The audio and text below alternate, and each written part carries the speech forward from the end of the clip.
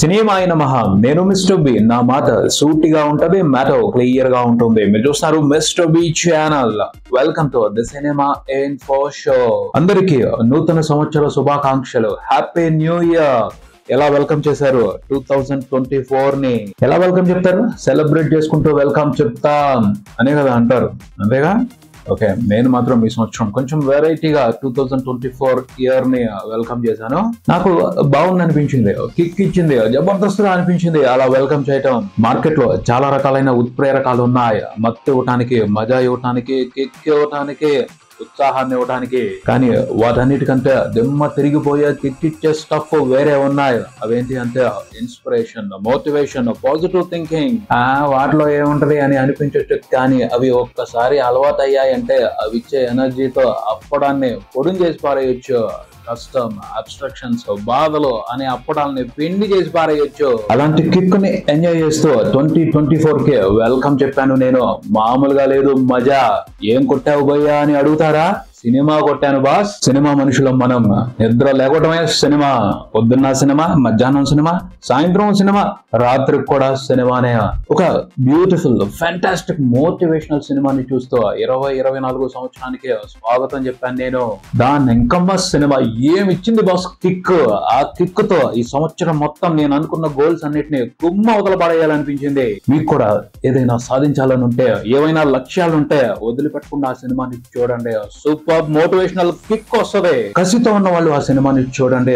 కొండల్ని పిండి చేసేయాలి అన్న కసితో ఉన్న వాళ్ళు మర్చిపోకుండా తప్పకుండా ఆ సినిమాని చూడండి. కాలక్షేపం కోసం, సరదా కోసం, సరదా ఎంటర్టైన్మెంట్ కోసం అయితే సరైన చాయిస్ కాదు ఆ సినిమా. 2024 ఇయర్ చాలా బాగా మొదలైంది నాకు అనిపించింది ఆ సినిమాని చూస్తూ. ఇయర్ కి స్వాగతం పలకటం మూలంగా. ఇందుకే ఆ సినిమా పేరేమిటి అంటే హిందీలో వచ్చిన 12th ఫెయిల్. టైటిల్ లోనే ఫెయిల్యూర్ ఉంది. ఇదేం ఇన్స్పిరేషన్ సినిమా అని అనిపించవచ్చు, కానీ ప్రతి ఫెయిల్యూర్ ఓ పెద్ద పాఠమే. ఏ ఓటమి కూడా ఊరకనే రాదు. దానికి సమానమైన విజయాన్ని తీసుకునే వస్తుంది. దాన్ని గుర్తించి మనం సాధన చేస్తే ఖచ్చితంగా గెలిచి తీరతాం. గుర్తించకపోవటం బ్యాడ్ లక్. చైనీస్ లో గమ్మత్తుగా ఒక పదానికి 2 అర్థాలు వాడుతూ ఉంటారు. సంక్షోభం అనే పదానికి వాళ్ళు వాడే 2 అర్థాలు ఏమిటి అంటే, 1 ప్రమాదం, 2 అవకాశం. ఫెయిల్యూర్ కూడా అంతే.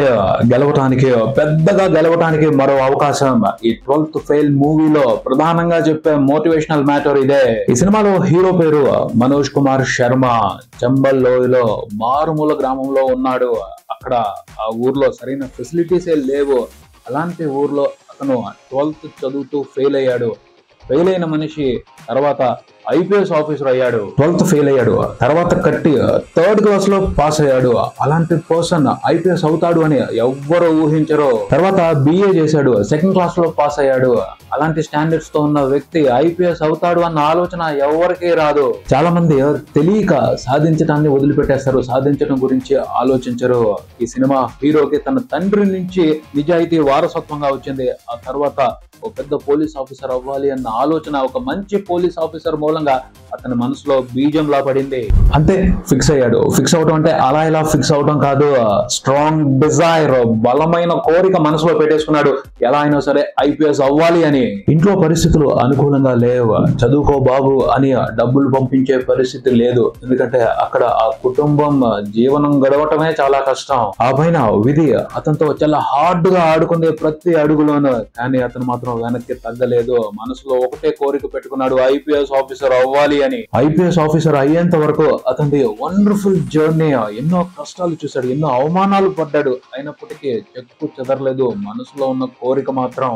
పరిస్థితులు ఎంత హార్డ్ గా అనిపించినా చిన్న పాజిటివ్ అవకాశం దొరికితే దాన్ని పట్టుకుని ముందుకే వెళ్ళాడు అతను. ప్రాసెస్, ఆ జర్నీ చాలా ఇంట్రెస్టింగ్ గా ఉంటాయి. సినిమా చూడండి. UPSC సివిల్స్ ఎగ్జామ్ కొట్టడం అంత ఈజీ కాదు. లక్షల మంది పోటీ పడతారు. అక్కడ ఆ పోటీకి సంబంధించి గెలవటానికి ఒక థియరీని కూడా చూస్తాం ఈ సినిమాలో. చాలా ఇంట్రెస్టింగ్ థియరీ అది. UPSC ఎగ్జామ్స్ కే కాదు, జీవితంలో ఏ లక్ష్యాన్ని సాధించాలన్నా సూపర్ గా ఉపయోగపడుద్ది. ఏంటది అంటే రీస్టార్ట్ థియరీ. ఫెయిల్ అయ్యావా, వదిలిపెట్టాయి, బాధపడు మాకు, మళ్ళీ 0 దగ్గర నుంచి రీస్టార్ట్. అవకాశం ఉన్నంత వరకు, అవకాశం లేకపోయినా సరే అవకాశం కల్పించుకోవడం కోసం మళ్ళీ మళ్ళీ మళ్ళీ రీస్టార్ట్ అవుతానే ఉండు. వండర్ఫుల్ థియరీ అది. దాన్ని ఇంప్లిమెంట్ చేస్తే ఎలాంటి లక్ష్యాన్ని కుమ్మ వదలు పడేయచ్చు. రీస్టార్ట్ థియరీని ఫాలో అవుతూ మామూలుగా కష్టపడలేదు ఈ సినిమాలో హీరో. చిన్న చిన్న పనులు చేశాడు. టాయిలెట్లు కడిగాడు, పిండి మరలో 15 గంటలు పనిచేస్తూ 6 గంటలు చదువుకుంటూ ఎగ్జామ్ కి ప్రిపేర్ అయ్యాడు. ఏంటి చిన్న చిన్న పనులు, ఇదా జీవితం అని డిసప్పాయింట్ అవ్వలేదు, చిన్నతనంగా ఫీల్ అవ్వలేదు. ఎందుకంటే అతని మనసులో లక్ష్యం స్పష్టంగా ఉంది, బలమైన కోరిక ఉంది, దృఢ సంకల్పం ఉంది, సాధించాలి అన్న నమ్మకం ఉంది. అతని జర్నీలో ఎన్నో ఫేజ్లు ఉన్నాయి. ప్రతి ఫేజ్ లోనూ చాలా అపనమ్మకాలని, అనవసరమైన విషయాల్ని, అనుమానాల్ని, అభద్రతా భావాన్ని పటాపంచులు చేసి పారేస్తా ఉంటాడు. బలమైన కోరిక ఉన్నప్పుడు, దృఢమైన సంకల్పం ఉన్నప్పుడు కష్టం అనే మాటకి అవకాశమే లేదు. కష్టం గురించి మాట్లాడుతున్నాం, కష్టం గురించి చెప్తున్నాం అంటే అది సాకు మాత్రమే.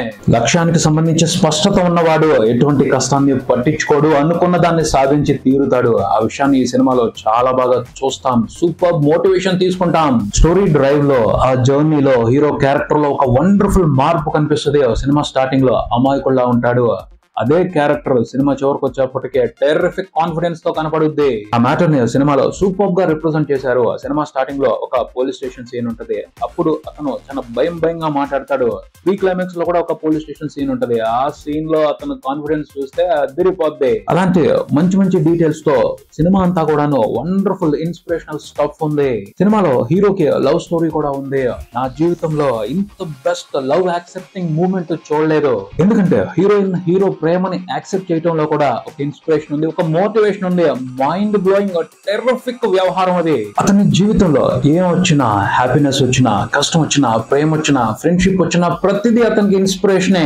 ఈ డీటెయిల్స్ ని బ్యూటిఫుల్ గా సీన్స్ లో ఇన్వాల్వ్ చేస్తూ వండర్ఫుల్ గా రాశారు. సినిమా మొత్తాన్ని ఆహ్లాదపరుస్తూనే అద్భుతంగా మోటివేట్ చేసే స్టఫ్ అది. సినిమా అంతా కూడా టన్నుల కొద్ది ఇన్స్పిరేషనల్ మెటీరియల్ ఉంది. గ్రాప్ చేసి పారేయండి మీకు కావలసినంత. పోతే ఇది ఫిక్షనల్ కథ కాదు, రియల్ గా జరిగిన కథ. మనోజ్ కుమార్ శర్మ అనే ఆయన ఉన్నారు. ఆయన 12th ఫెయిల్ అయ్యి చాలా కష్టపడి చదువుకుని హిందీ మీడియం తోనే చదువుకుని సాధించాడు ఐపీఎస్ ని. ఆ ఐపీఎస్ ఆఫీసర్ ఆయన జీవితాన్ని ఆధారం చేసుకుని ఒక బుక్ రాశారు. ఆ బుక్ ని బేస్ చేసుకుని ఈ సినిమాని తీశారు. వినోద్ చోప్రా, ఈయన రాజ్ కుమార్ హిరానీ పార్ట్నర్. మున్నాబాయ్ సినిమాలు, పీకే, 3 ఇడియట్స్ ఈ సినిమాలన్నిటికీ నిర్మాత అయిన. ఈ 12th ఫెయిల్ మూవీకి Vinod Chopra writer cum director. Excellent గా తీశారు సినిమాని. డంకీ మూవీ కంటే చాలా టైమ్స్ బెటర్ కంటెంట్ ఈ సినిమాలో ఉంది, బెటర్ ఎంటర్టైన్మెంట్ ఉంది, బెటర్ ఇన్స్పిరేషనల్ మెటీరియల్ ఉంది ఈ సినిమాలో. 12th ఫెయిల్ ఈ సినిమా ప్రస్తుతానికి హిందీలో హాట్‌స్టార్ లో స్ట్రీమ్ అవుతుంది. త్వరలో రీజనల్ లాంగ్వేజెస్ లో కూడా సినిమాని స్ట్రీమ్ చేసే అవకాశాలు ఉన్నాయి. ఎందుకంటే థియేట్రికల్ గా సినిమా తెలుగులో కూడా రిలీజ్ అయింది. చూడాలనుకున్నాను కానీ కొన్ని పనుల మూలంగా చూడలేకపోయాను. బట్ హిందీలో కూడా వండర్ఫుల్ ఉంది సినిమా. అవకాశం తీసుకోండి. కసితో ఏదన్నా సాధించాలి అన్న చిన్న కోరిక ఉన్నా కూడా ఈ సినిమాని చూడటం మిస్ చేసుకోవద్దు. వండర్ఫుల్ ఎక్స్పీరియన్స్ ఉంటది. ఇంకా rebel star Prabhas Salaar movie collections విషయానికి వస్తే సినిమా 10 రోజుల రన్ ని కంప్లీట్ చేసుకుంది బాక్స్ ఆఫీస్ దగ్గర. పోతే కలెక్షన్స్ కు సంబంధించి క్లారిటీ కావాలి. గందరగోళం చేసి వదిలిపెడుతున్నారు ఇంటర్నెట్ లో. ఎవరికి నచ్చిన నెంబర్లు వాళ్ళు వేసుకుని ఎవరికి నచ్చినట్టు వాళ్ళు అనాలిసిస్ చేస్తున్నారు. ట్రాకర్స్ కూడా చాలా మంది రకరకాల నెంబర్స్ వేస్తున్నారు. ఫ్యాన్స్ వాళ్ళకి నచ్చిన నెంబర్లు వాళ్ళు వేసుకుని సెలబ్రేట్ చేసుకుంటున్నారు. సినిమా 625 కోట్ల గ్రాస్ కొట్టేసింది, హిందీలో 150 కోట్ల నెట్ కొట్టేసింది అనేసి వాళ్ళు సెలబ్రేషన్ చేసుకున్నారు. దానికేమో సరైన ఎవిడెన్స్ కనపట్టలేదు. మూవీ టీమ్ ఏమో మానేసింది, నెంబర్లు పోస్టర్ల మీద వేయటం మానేసింది, ఎగ్జాగరేట్ చేయాల్సినంత చేసి ఇప్పుడు కామ్ అయిపోయింది. మీ ఇష్టం, మీరు కొట్టుకోండి, నేను చూస్తాను అన్నట్టు వాచ్ చేస్తుంది. కానీ ఓవరాల్ గా అన్నిటిని అనాలిసిస్ చేసి చూస్తే మాత్రం అర్థం అవుతుంది ఒకటే, సినిమాకి ఇంట్రెస్టింగ్ మూమెంట్ లేదు. డిసప్పాయింటింగ్ సెకండ్ వీకెండ్ నే చూస్తుంది వరల్డ్ వైడ్. తెలుగు వెర్షన్ లో కూడా ఊపు చల్లారిపోయింది. సండే రోజున కూడా ఆ ఊపుకి ఉత్సాహం రాలేదు. 10వ రోజున 2 తెలుగు రాష్ట్రాల వరకు సలార్ మూవీ రిపోర్ట్ చేసిన టోటల్ షేర్ 2,80,00,000 మాత్రమే ఉంది. 3 కోట్ల మార్కును కూడా టచ్ చేయలేదు. అంటే మండే న్యూ ఇయర్ హాలిడే ఉంది కాబట్టి ఆ రోజే కొంచెం పెద్ద నెంబర్ కనపడే అవకాశం ఉంది. ఆ తర్వాత మంచి నెంబర్స్ రిపోర్ట్ అవుతాయి అని చెప్పడానికి ధైర్యం సరిపోవట్లేదు. ప్రశాంత్ నీల్ కూడా క్లారిటీకి వచ్చేసాడు, కూల్ అయిపోయాడు. గడిచిపోయిందిలే, సెకండ్ పార్ట్ తో చూసుకుంటాను మీ సంగతి అని ఎక్కడికక్కడ మాట్లాడుతున్నాడు. బాక్స్ ఆఫీస్ దగ్గర సినిమా బాగా ట్రెండ్ అవుతున్నప్పుడు ఎంత తగ్గిద్దాం అనుకున్నా బ్లాక్ బాస్టర్ నెంబర్స్ పడతాయి. సెకండ్ వీకెండ్ లో సలార్ మూవీకి రిపోర్ట్ అవుతున్న నెంబర్స్ అయితే బ్లాక్ బాస్టర్ నెంబర్స్ కాదు. ఒక నార్మల్ స్టార్ హీరోకి రిపోర్ట్ అవుతున్న నెంబర్స్ లా కనపడుతున్నాయి. సినిమా 10 రోజుల రన్ తర్వాత 600 కోట్ల మార్కుని దాటేసింది అని ఫ్యాన్స్ సెలబ్రేట్ చేసుకుంటున్నారు. కానీ చాలా మంది ట్రాకర్స్ లెక్క ప్రకారం సినిమా ఇంకా 600 కోట్ల మార్క్ దగ్గరికి రాలేదు. కానీ మిగిలి ఉన్న రన్ లో అందరి లెక్కల ప్రకారం సినిమా ఖచ్చితంగా 600 కోట్ల మార్కుని అయితే టచ్ చేస్తుంది. 700 కోట్ల మార్కుని టచ్ చేయడం అనేది మాత్రం కొంచెం దాదాపుగా అసాధ్యమైన మ్యాటర్ అని చెప్పుకోవాలి. మూమెంట్ చల్లబడిన దాదాపు అన్ని ఏరియాల్లో సినిమా బ్రేక్ ఈవెన్ ని కంప్లీట్ చేసుకుంది. 2 ఏరియాల్లో తప్పించి ఆ 2 ఏరియాల్లో సినిమా నష్టం లెక్క గురించి రేపటి వీడియోలో మాట్లాడుకుందాం. ఇదే ఇక్కడికి మరో వీడియోతో మళ్ళీ కలుద్దాం. ఈ వీడియో మీకు నచ్చితే లైక్ చేయండి, మీ ఫ్రెండ్స్ తో షేర్ చేసుకోండి, మీ అభిప్రాయాన్ని కామెంట్ చేయండి, ఈ ఛానల్ ని సబ్స్క్రైబ్ చేయండి. నేను mister B, keep watching mister B channel. Thank you.